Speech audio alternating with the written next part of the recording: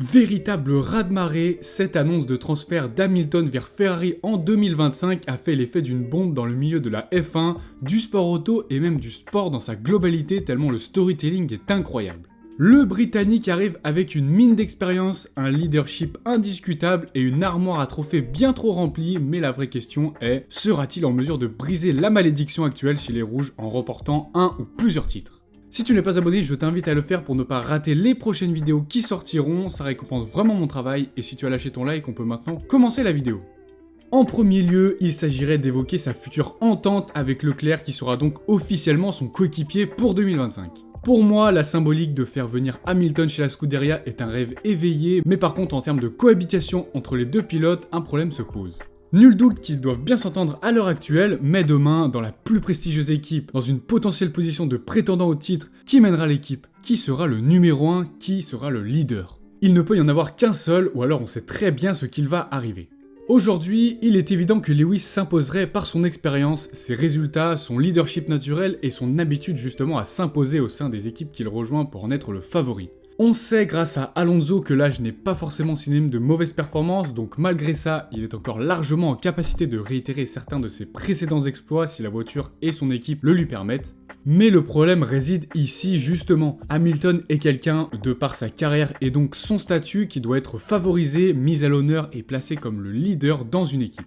Or ici, le chouchou et le numéro 1 en place pour le moment c'est Charles, mais malheureusement on lui connaît trop bien ses défauts d'irrégularité, de malchance et d'indécision qui font de lui un numéro 1 très discutable si on met de côté son immense talent. C'est pourquoi je pense que cette saison 2024 sera un tournant pour lui et sa carrière. Il se doit de drastiquement changer et ce dès les premiers Grands Prix pour affirmer son statut et faire comprendre qu'Hamilton ne viendra pas en tant que patron désigné du fait et qu'il faudra au moins se battre pour récupérer le trône de la Scuderia. Hormis ce dilemme, Lewis est-il toujours en capacité de briser cette malédiction chez Ferrari?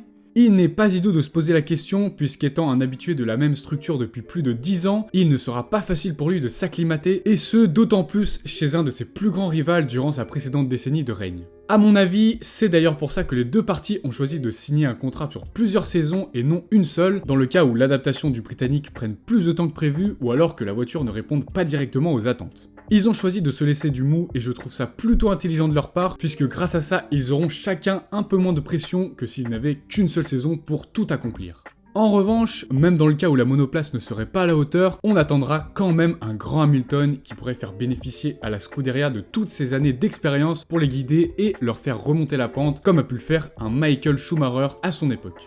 Transition toute trouvée pour justement parler de son duel de record avec Schumi et pour le titre de plus grand champion du monde. Comme je le disais, le storytelling est juste incroyable puisqu'il aura à coup sûr, avec plusieurs années de tentatives, au moins une chance de se battre à nouveau pour le titre et ce, dans l'équipe du pilote allemand. Imaginez-vous, Lewis Hamilton, 9e titre à la main en combinaison rouge. Je pense qu'on assisterait là au plus grand sacre de tous les temps, déjà que son transfert restera l'un des plus marquants. Lewis a donc la possibilité de devenir pour de bon le plus grand champion en F1 et je pense qu'il en a clairement conscience. Ce n'est pas pour rien qu'il a accepté ce dernier défi qui n'en est pas des moindres. Alors pour toi, Hamilton c'est champion chez Ferrari ou pas? Bon les gars, petite vidéo qui change un peu des débriefs habituels. Là le sujet était tellement incroyable que je me suis dit que je me devais d'en parler, mais sachez que cette année il y aura normalement plus de vidéos dans ce style. En tout cas ça m'a fait très plaisir de revenir sur YouTube et j'espère que ce format vous a aussi plu. Sur ce, nous on se retrouve bientôt pour de nouvelles vidéos. D'ailleurs la vidéo sur la livrée de Haas arrive très bientôt. Allez, peace!